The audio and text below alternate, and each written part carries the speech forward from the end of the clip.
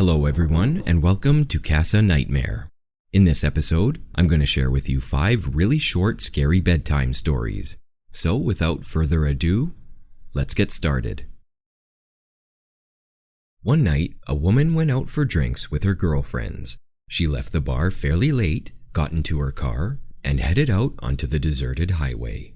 After a few miles, she noticed she was low on gas and pulled into a gas station.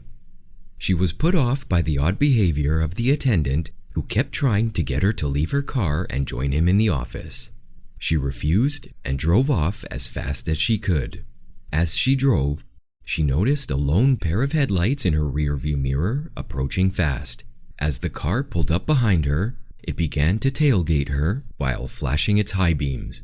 Now she was getting nervous. The car behind her kept flashing the lights off and on, and the driver seemed to be shouting and making signs with his hands. Through every stoplight and turn, it followed her until she reached home and pulled into her driveway. Terrified, she made a mad dash into her house and called the police. As she ran from the car, so did the driver of the car behind her, and he shouted, "Shut the door and call the police." When the police arrived, the horrible truth was finally revealed to the woman. The man in the car had been trying to warn her. As he pulled up behind her and his headlights illuminated her car, he saw the silhouette of a man with an axe rising up from the back seat behind her. The police arrested the crazed killer in the back seat, who turned out to be an escaped psychiatric patient. It was an extremely scary night, and the woman was lucky to escape.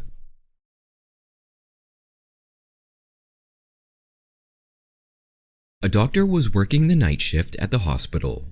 At this particular hospital, the patients were tagged with colored bands. A red band was put on patients who were recently deceased. One night, the doctor was instructed to get a few supplies from the basement of the hospital, and so he headed to the elevator. The doors opened, and there was a patient inside, just minding her own business. Patients were allowed to roam around the hospital to stretch, especially those who have been there for long. The rule was to be back in their rooms before 10. The doctor smiled at the patient before pressing the number for the basement. He found it unusual that the woman didn't have a button already pressed. He just assumed she was heading to the basement as well. The elevator finally reached the floor and the doors opened. In the distance, a man limped towards the elevator, and in a panic, the doctor slammed the elevator button to close. It finally did, and the elevator began to ascend back up. The doctor's heart pounding. "Why did you do that? He was trying to use the elevator," the woman stated, annoyed. "Didn't you see his wrist?" the doctor asked. "He had a red wristband. He died last night." Then the woman smiled and lifted her wrist. "Like this one?" she said menacingly. The doctor was never seen again.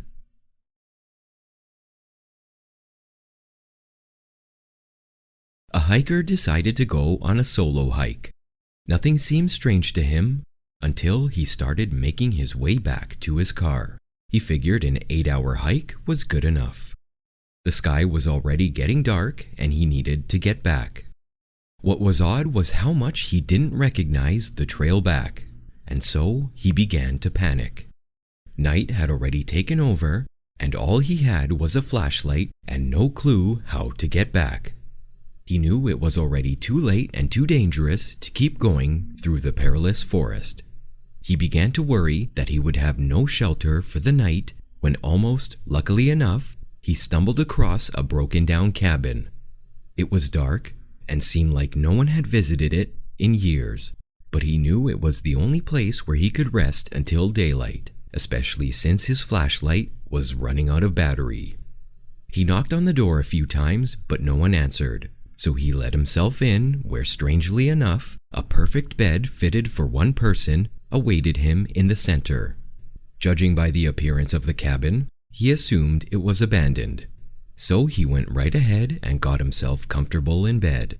As he tried to sleep, he couldn't ignore the collection of paintings around the room. Portraits of strange-looking people all peering at him, each wearing a smile that sent chills up his spine. Not too long after, his exhaustion from the hike got the best of him, and he was able to ignore the faces and fall asleep. The next morning, he got up early and was shocked to see that there weren't any paintings at all around the room, but instead, windows that looked out into the forest.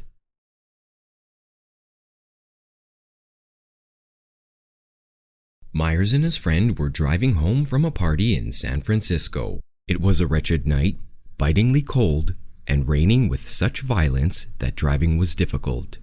As they drew near a stop sign on Mission Street, they made out the distinct form of a woman standing on the corner alone, as if she were waiting for someone. Since it was after 2 o'clock in the morning and they knew that the streetcars were no longer running, they stared at her curiously as they drew up to the corner. Then Myers brought the car to a sharp halt, for standing in the pouring rain without a coat or umbrella was a lovely girl dressed in a thin white evening gown. She was evidently in some embarrassment or trouble, so without hesitation they offered to take her home.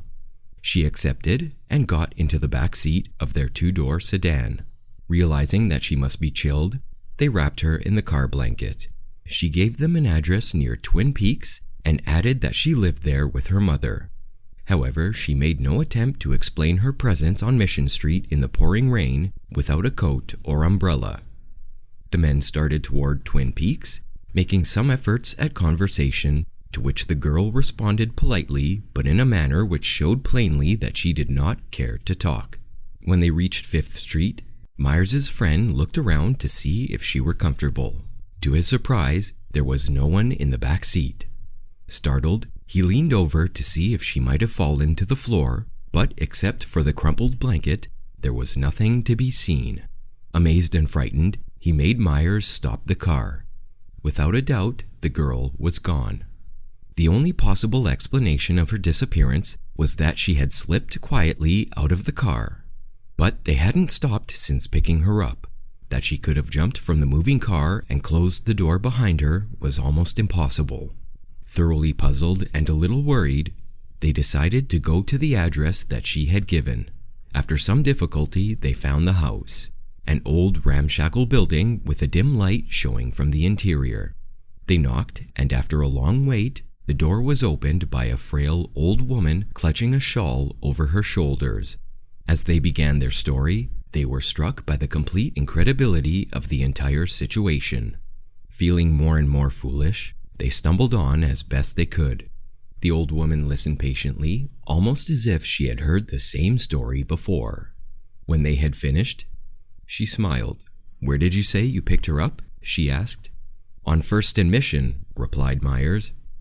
Then the old woman replied with something that shook Myers and his friend to their cores. "That was my daughter," said the old woman. "She was killed in a car accident at 1st and Mission 2 years ago."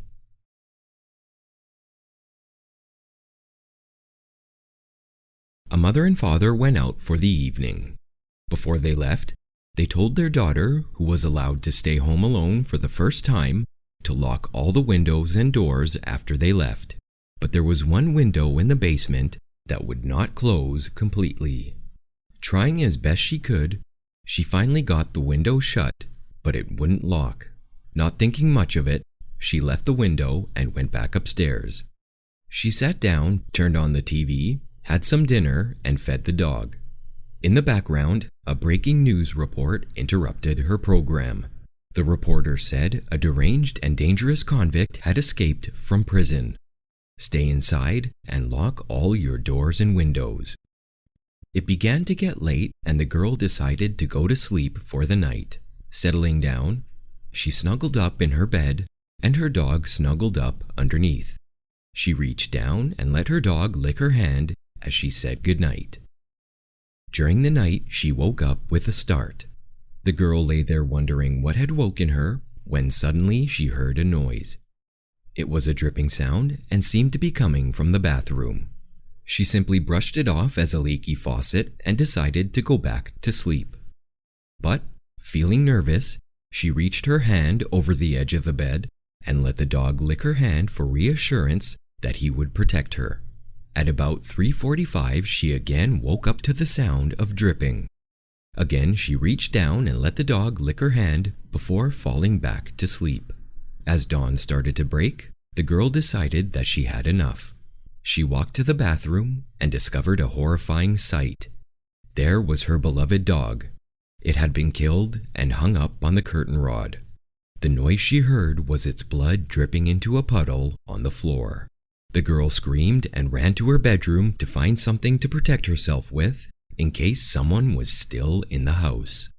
And there, on the floor next to her bed, she found a small note written in blood saying, "Humans can lick too."